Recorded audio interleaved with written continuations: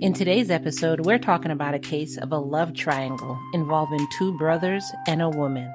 It's the case of Stanley Elias Eckerd, and let's get into it. Welcome, lambs. Welcome to Love and Murder, Heartbreak to Homicide, your Florida Man Friday edition. If you're new here, hi, my name is Kai, and I invite you to listen to this episode, and if you like it, go ahead and follow me so you don't miss other true crime episodes. If you're a returning lamb, welcome and thank you for the support. I'm very humbled that you keep coming back to my podcast. Before we begin, I want to remind you that this episode and all my episodes are sponsored by my lambs in Patreon, patreon.com/Love and Murder.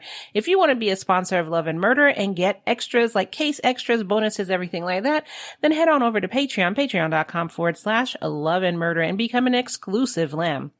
Now let's get into this Florida Man Friday. At the time of this case, Stanley Elias Eckerd was 21 years old.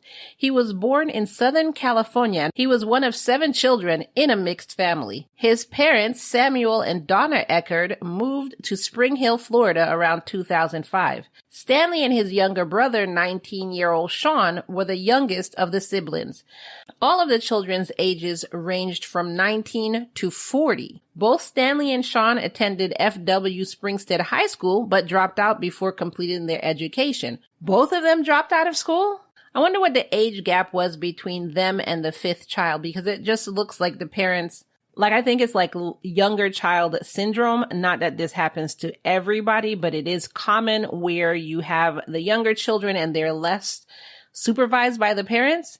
And being that this is 7 children, and I'm guessing being that they said it's a blended family, the first set of children came from other parents. The second set of children came from these 2 parents. Sometimes that also incorporates different rules between the different children. Anyway, school records indicated that Stanley was enrolled from August 2005 to May 2006. Now, it is described that Stanley showed complex behavioral patterns when he was younger.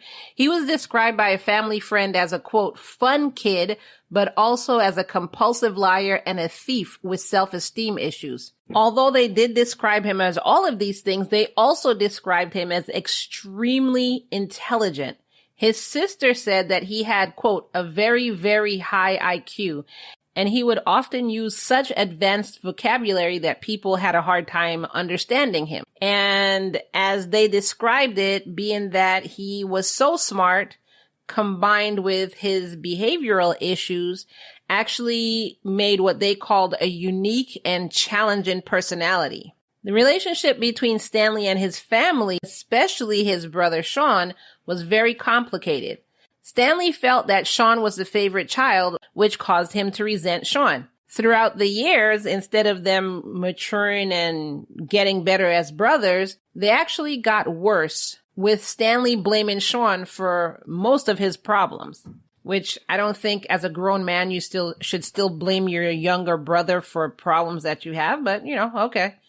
Now, being that they were brothers, they did share some interests, such as both of them liked Japanese anime, both of them loved video games, but that still wasn't enough to mend the rift that had formed between them, and they always had a strained relationship that was marred by competition and jealousy, and even in the romance department. So they did have stuff in common, which part of that thing was in common was that they liked the same girl, which also built on the competition, which also built on the jealousy. So that didn't help anything at all. So one of these romantic interests that they had in common was with a woman named Samantha Rowe.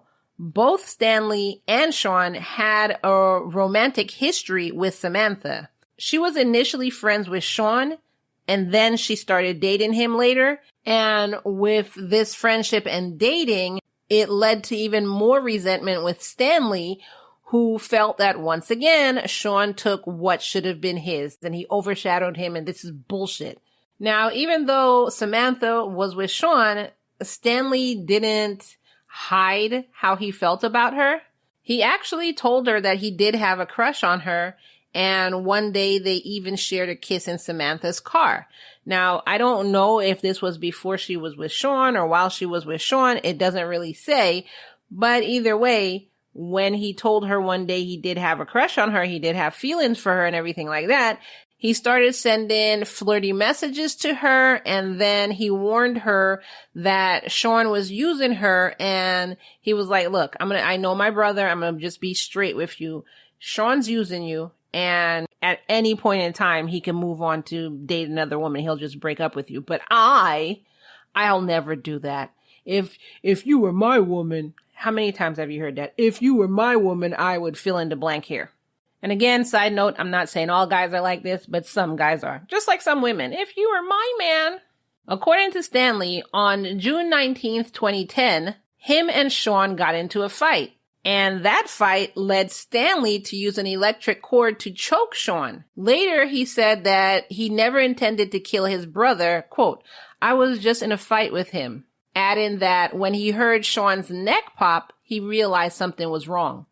However, instead of calling 911, calling his parents, calling one of his five other siblings, he panicked and went and buried Sean's body in a shallow grave in the backyard. His plan was to move it when his parents were out of town.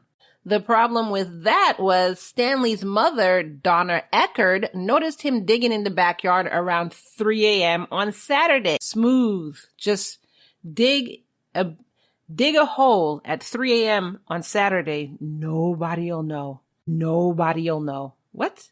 When she asked him what he was doing, Stan said that he was burying his ex-girlfriend's clothes because I was just tired of seeing them. So I'm just burying it here in the yard. The mother was like, okay, I'm going to go back to bed. Hurry up and finish and go back to bed. Then, in the days after Sean was killed, Stanley sent text messages to Samantha from Sean's phone telling her that he was breaking up with her. Where, when I say he, you can imply that it's Sean because he's supposed to be pretending to be Sean. However, suspicions grew when Sean hadn't been seen since Friday evening. On Monday morning, Sean and Stanley's sister Jennifer came to the house and was wondering what was this disturbed earth here in the backyard. So the parents were like, I don't know. And the mother said, well, I remember Stanley was digging there. He said something about his girlfriend's clothes. I don't know. It was 3 a.m. I went back to sleep. So she said, no, you kind of need to dig this up to see what's going on here. So they listened to her. And as Samuel Eckerd, the father, started digging the hole with his bare hands to see what was under there, he uncovered Sean's arms and legs. And of course, I could just imagine him seeing that. And you know you're going to scramble backwards, like in a horror movie, you're going to scramble backwards. And he screamed, look, it's my son. So Jennifer, of course, is just like, what the f? And she calls 911. And then she told the dispatcher, quote, my brother killed my brother. He's in the backyard, in the dirt. My brother's here. And if he sees us digging up the body, he's going to fucking kill us all. Forgive the cursing. That's what it says. So, of course, police were dispatched and they arrived and they continued digging up the body. So, of course, the father had not continued because I couldn't even imagine. But the police continued digging up the body. And once they uncovered the entire body, they saw that Sean's body was in a fetal position, caked with dirt, and in this shallow grave. So Stanley's whole plan was to dig a shallow grave, first of all, at 3 a.m., second of all, and then I guess dig it up after his parents were no longer there. It's a shallow grave. They would smell it in like a day or two, but hey. Okay, and how are you going to explain Sean's absence? Because he's only 19, so more than likely he's still living at home. What were you going to do to explain his absence? I don't think this was well thought out, but then again, he said he panicked. On June 21st, Stanley was questioned by the detectives, and he claimed innocence. I don't know what happened. I don't know where Sean was. I was just as shocked as everyone else. I know I was digging in the yard, but I didn't dig in that part of the yard. Also, I know that part of the yard that was the only part that seemed like it was disturbed and no other part of the yard. But that part I just made up because it just sounds so outlandish. How are you going to explain away that you were the one digging at 3 a.m.? So police obviously didn't fall for that either. And after a while, Stanley's story began to fall apart. Even though it started to fall apart, he still maintained his innocence. He even started crying while police were interviewing him. But as the questioning continued, Stanley's account of what happened changed too many times.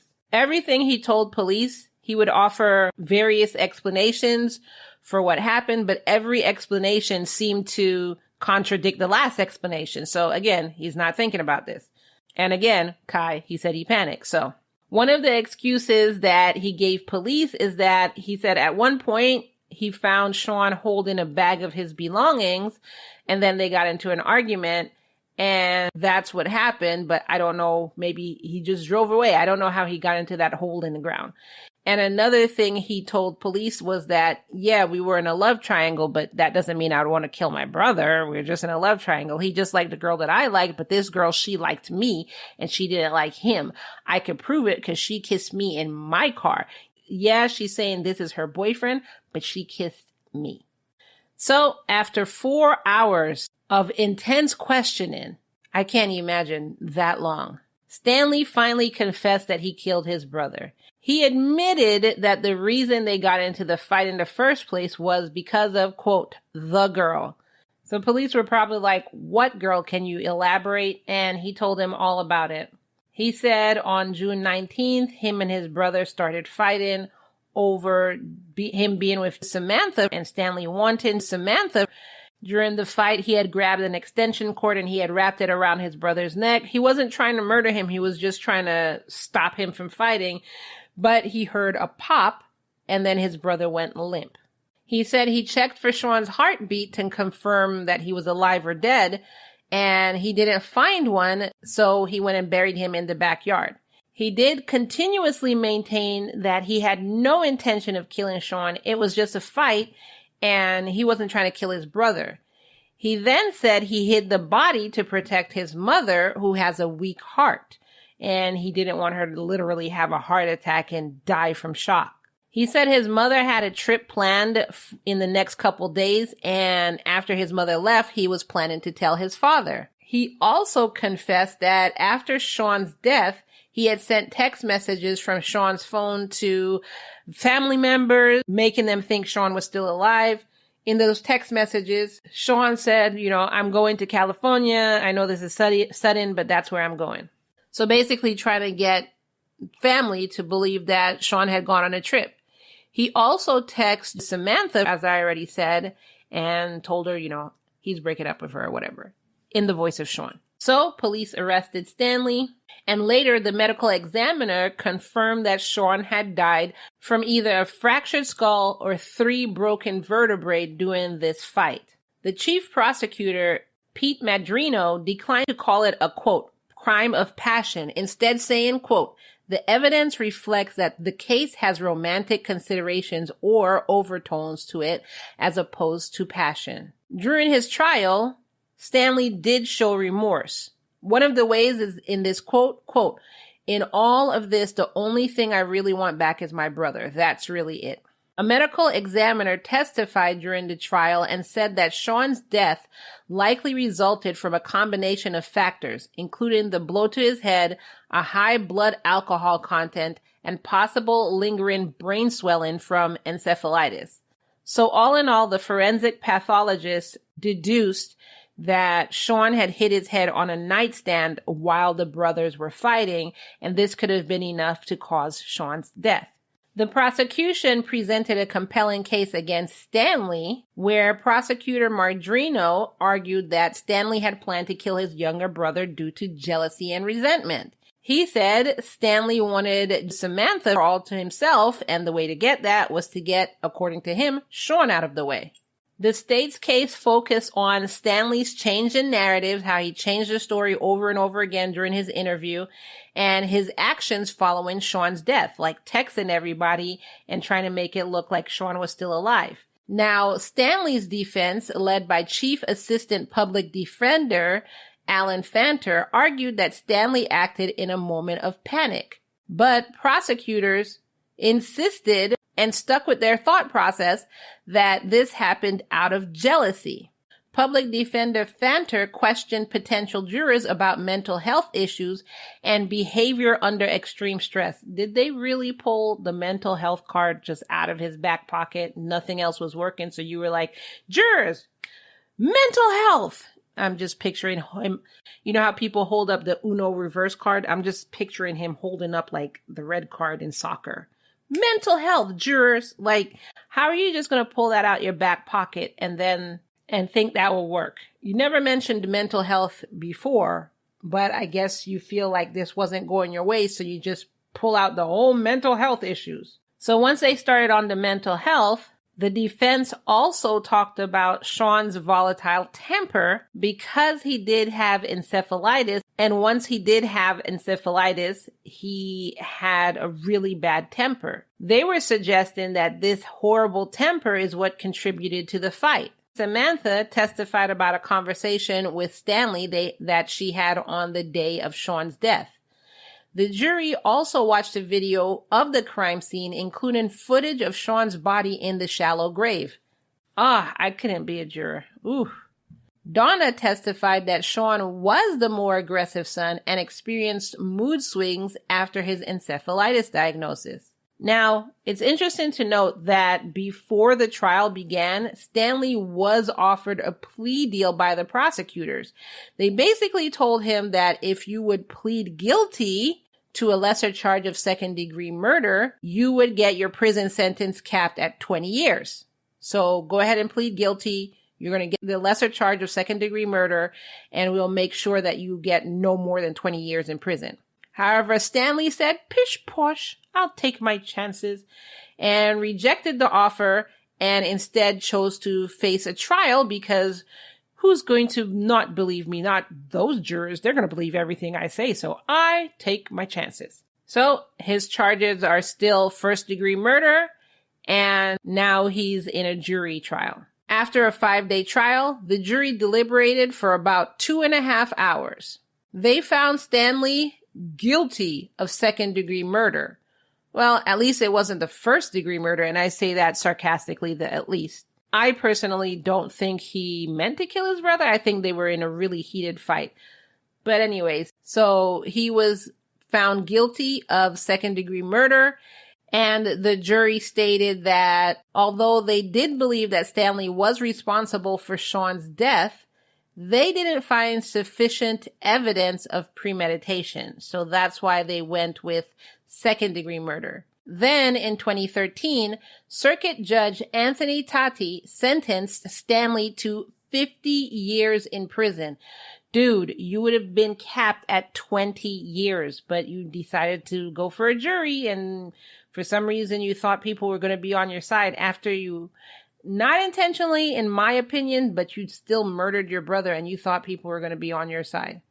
So you got 50 years. During sentencing, Stanley's family did plead for leniency, with Samuel saying, quote, I don't know exactly what to do or say except to make a plea to the court to please recognize that this is an accident which we all suffer deeply. But Judge Tati said, nope, and emphasized the seriousness of the crime because Stanley murdered his brother. Either way it goes, you murdered your brother. Y'all should have not been fighting so hard over a woman or anything.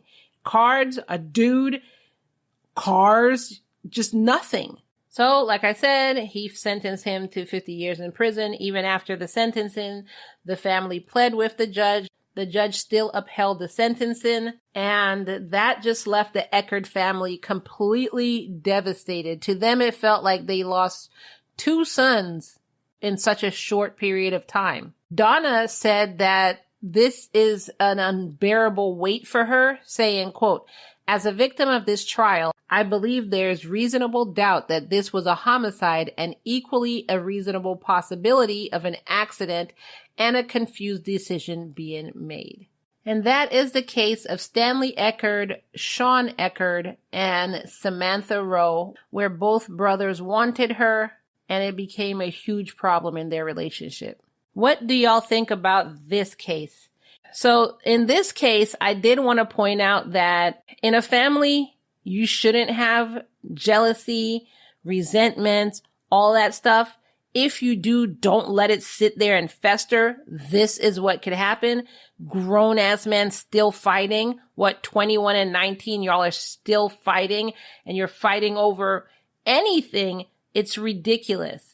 And you accidentally killed your brother.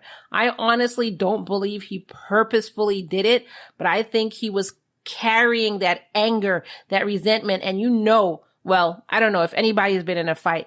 Once you get in the fight with the object of your anger, you can black out. You can just see, you don't think about what you're doing. And I think that's what happened with Stanley towards Sean.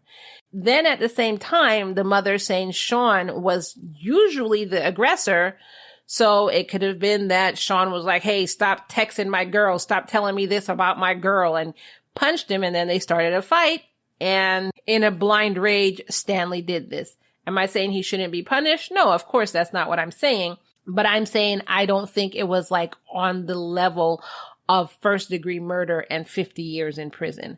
That's just my take on it. I want to hear what y'all think about it. Do you think that this was premeditated, or he really meant to snap his brother's neck and murder him? Or are you on the same thought process as I am? I would love to hear from you. Almost every episode, I do read your comments out. However, I am recording this at 3:05 and I am half asleep. And before I fall asleep while recording and start recording nonsense, I'm not going to read your comments in this Florida Man Friday. But I will. I do have it all compiled together, so I haven't forgotten about it. I will read it in the next Florida Man Friday. So as I mentioned before in the beginning of this episode, if you want to be a supporter of Love and Murder, then you can head on over to our Patreon, patreon.com/Love and Murder. You can become an exclusive lamb over there, where you do become a sponsor of Love and Murder. Plus you get some extras. You get case extras. So if there's pictures, if there's case files, if there are court videos, court documents, all of that, you do get that at the $3 a month donation tier. Over there, you also get bonus episodes, like you get Kai Rants, you get a full episode like Serial Killer Corner and stuff like that. I am playing catch up in my Patreon, so my Patreons are getting a lot of cases. Patreon.com/Love and Murder. If you just want to do a one-time donation, then you could totally click the link below in the show notes and just buy me an apple juice. Some people say buy me a coffee, but me, I don't drink coffee. I drink apple juice. If you want to help Love and Murder out for free, then the easiest thing you can do is simply share this episode. We have a saying here: share this episode with everyone you know and everyone you don't. So go ahead and share this episode in your text messages to your friends and family, and then go on your social media and share it with all your followers. Everyone you know and everyone you don't. And that is all that I have for you for this Florida Man Friday. And I will see you in the next episode. Bye. I am now going to sleep because I am half asleep already. I can't believe it's 3 o'clock in the morning.